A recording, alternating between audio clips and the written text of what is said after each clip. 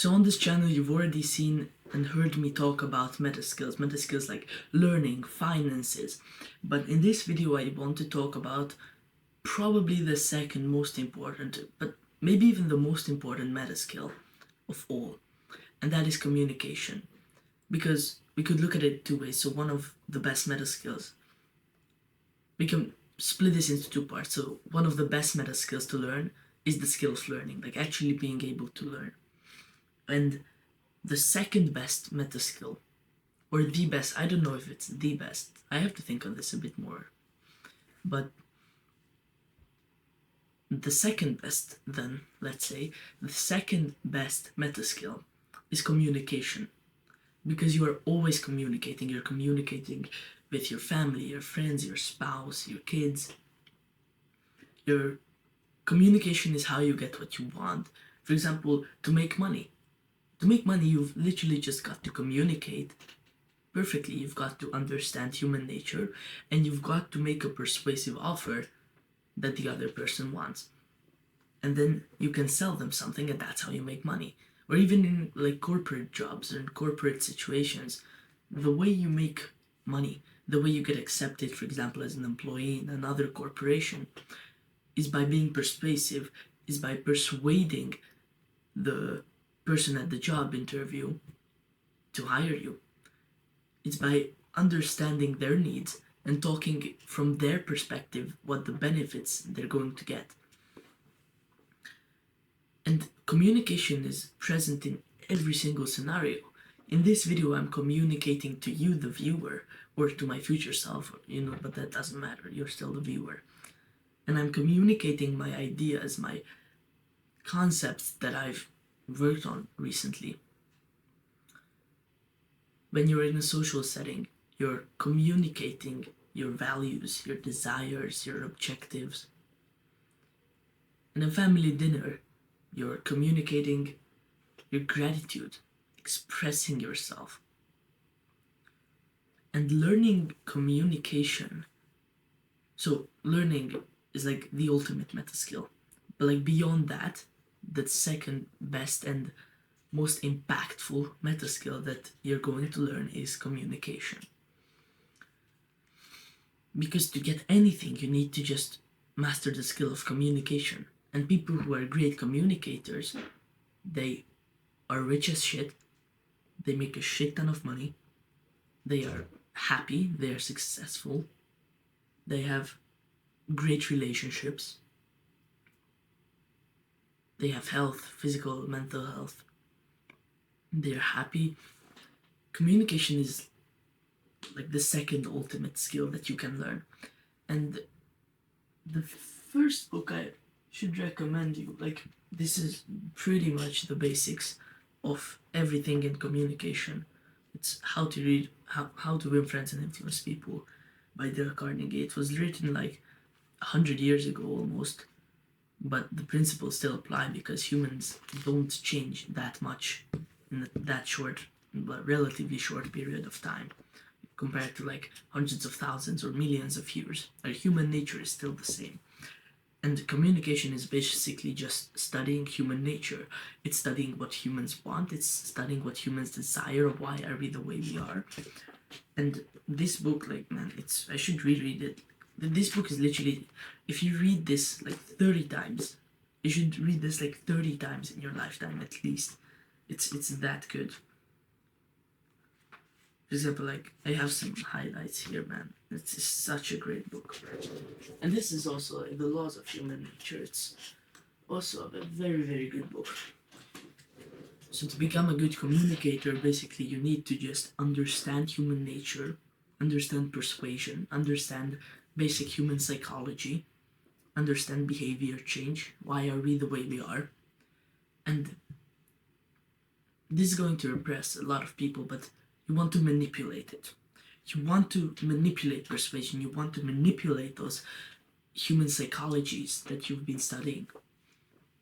You want to manipulate them to serve you and the other person, the person you're communicating it to, because that's how communication happens. You leverage these psychological concepts that you learn from books, from courses, from life experiences.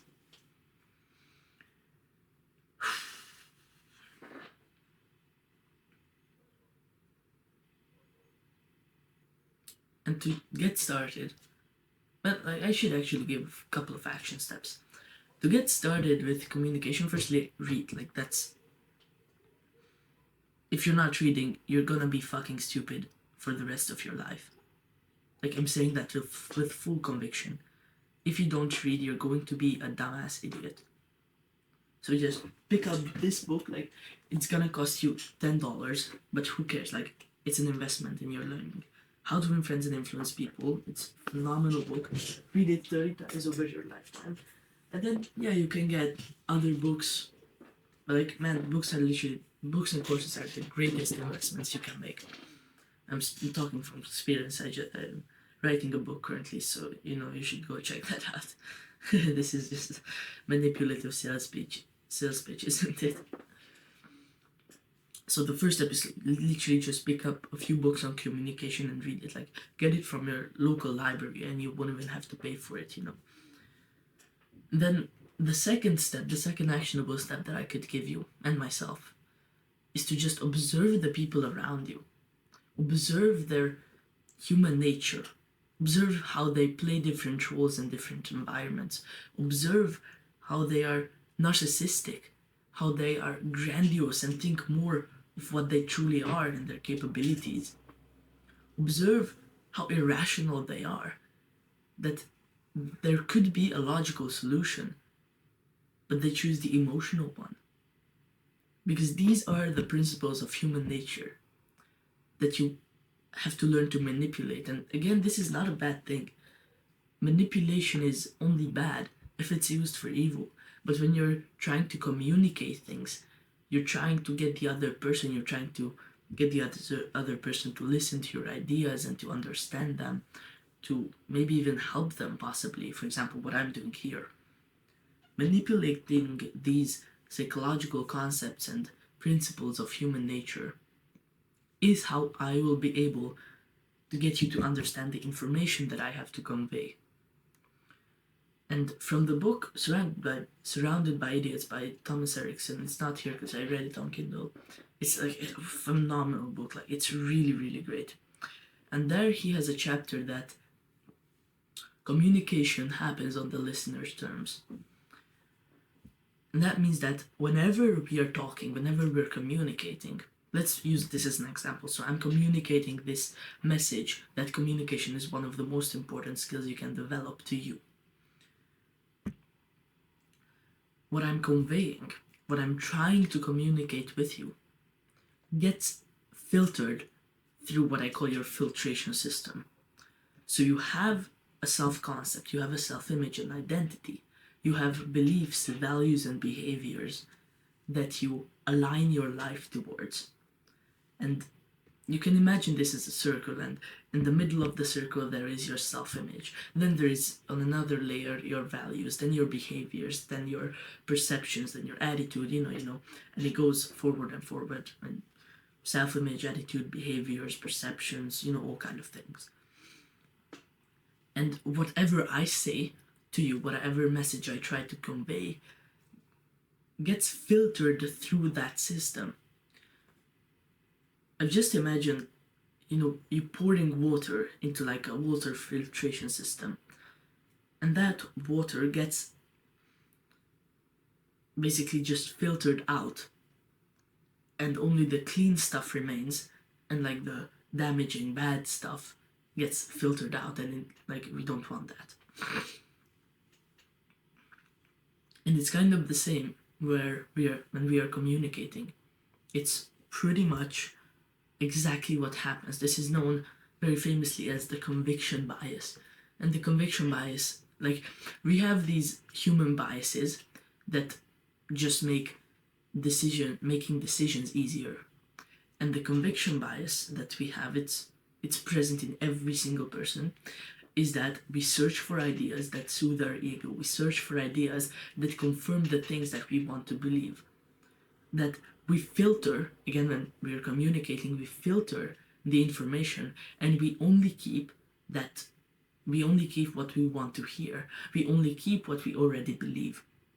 So, in short, in summary, a conviction bias states that you are trying to absorb information that proves what you already know, what you already believe. And we have this filtration system that takes care of that. And because of that, communication happens on the listener's terms, and everyone is different. There are no two same people on this planet Earth. So that means that you have to adjust your communication to each of them. Because everyone has a different filtration system, and everyone will get a different understanding of what you are conveying. And if you have the ability to manage your communication, to soothe the other's behavior, to soothe the listener's terms, their filtration systems, to convey your message in a way that persuades them to their specific type of personality and values and convictions, then, only then, can you get the most out of them. This is why, for example, in basic marketing, the first step in any marketing is to identify your dream customer. It's to identify exactly the type of person you want to sell to. And then you write your sales message, your copy, everything centered around that original point of who your dream customer is. Like, this is basic ass marketing.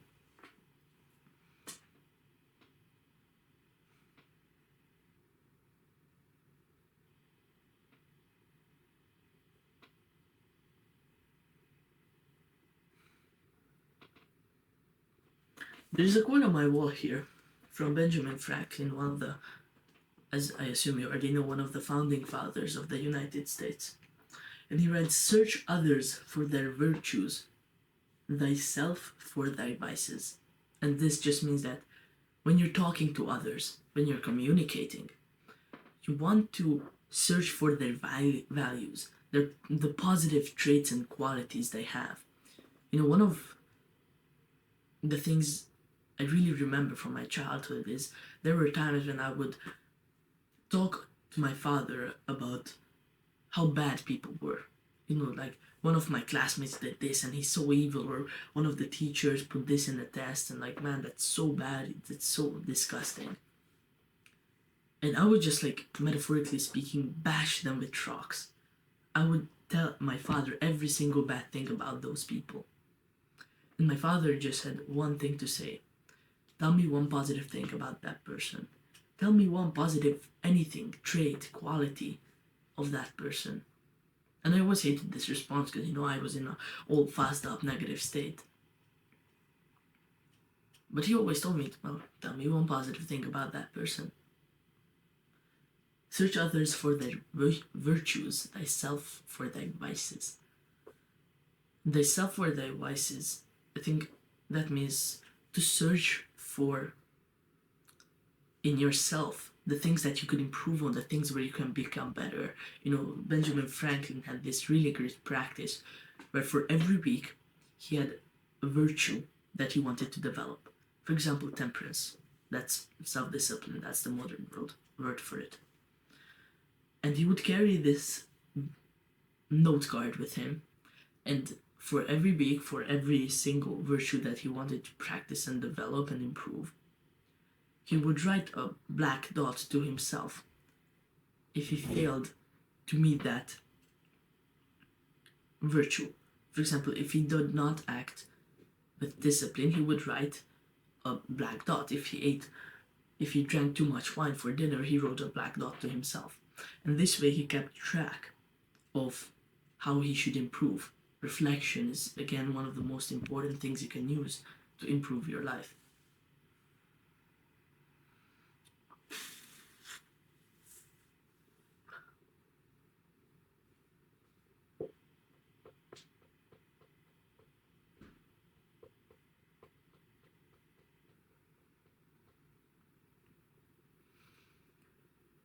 Just before I started recording this video, I was watching a video on YouTube of Andrew Tate talking about how to speak effectively. And in that, he said the importance of, reviewing exactly what you said. So the best plan of action for me, which is something I haven't been doing yet, is to just re-watch these videos and write down how I could make things better. For example, before I started recording this, I watched my previous video, and in that I noticed that I said like too much. So like this and like that. Now I'm noticing that I'm doing it again. So I'm not looking into the camera, and I frequently, like what I'm doing now, I don't look into the camera, and I frequently start to look at other things, which is, for example, something I could improve in the next video, or like right now, again, like to try to look into the camera more often. And then, yeah, because speaking is an aspect of communication. That's actually where the idea for this video came from. You want to learn to speak effectively, because when you speak like a dumbass, everyone will think that you're a dumbass. For example, like Tate gave this example where someone asks you what's 2 plus 2, and you say 4. You sound like a dumbass. Whereas instead, if someone asks you what's 2 plus 2 and you say 4, you sound much more confident. So I think one of the best things we can do for our communication is to, instead of saying and when we're thinking, instead of saying and we could, one, take a pause, like this. I'm thinking of what to say next. Or we could repeat ourselves. We could repeat ourselves on what we said before, just like I did now. Again, like speaking and communicating and learning body language and studying human nature, I think is literally one of the best things that we can do for our future. Because again, with the rise of AI, technology, communities are the one thing of not many, like communities are literally the one thing that AI will never be able to replace, because we have a deep need for human connections. Like even in Maslow's hierarchy, like I think I've heard this in a podcast from Simon Sinek, that Maslow actually made the mistake of putting, like Maslow's hierarchy, that triangle, he put communications at like level 3. And level 1 is just food, water, and sex. Level 2 is, I don't know, chocolate. I'm kidding. And it's on level 3, I think. And so learning to communicate, learning to persuade could literally be the only reason you become successful. Because getting to where you want to get to is just being able to communicate. If you want to get better grades, you essentially have to communicate with your teacher that you've learned what you went over in class. When you're applying for a job to be an employee, you're essentially communicating to the corporation or the business or the company that you are worth having and that you could add a bunch more benefits to the company. When you're in business and trying to sell products or in entrepreneurship, you must communicate to your potential buyers that what they're going to buy is going to be worth to them. That's like literally what I'm doing, what I'm documenting in this journey. So, where I am at right now, in Word, I'm writing a couple new chapters of my book, as you know, and I really enjoy it. I get in a flow state. I'm currently reading Feel Good Productivity by Ali Abdaal and learning some things from it. But I got the thought that like most of this book is actually like summaries of other books that I've read, with a couple of my touches as well. So like I also put what I know into it. But yeah, for example, the longest section in this is Deep Work, and that's like 50 pages long, and it's literally a summary, a very, very detailed summary of the book Deep Work and like the flow state. But I'm actually proud to sell this book. I think it's really great, and I'm also going to put like, I'm debating this, but I'm probably going to put like actionable steps in it and at the end of the book, so that people can actually implement them, and other bonuses and challenges like 21-day productivity mastery challenge and all that. So I'm writing this. It's been pretty good. I've got right now 263 pages, and I'm still writing. So it's going to turn out to like 280 pages, which is like pretty good. I think it's really good, with like bonuses and everything at the end. That's pretty much what I've been doing. And yeah, learn communication. That's today's lesson, and have a nice day.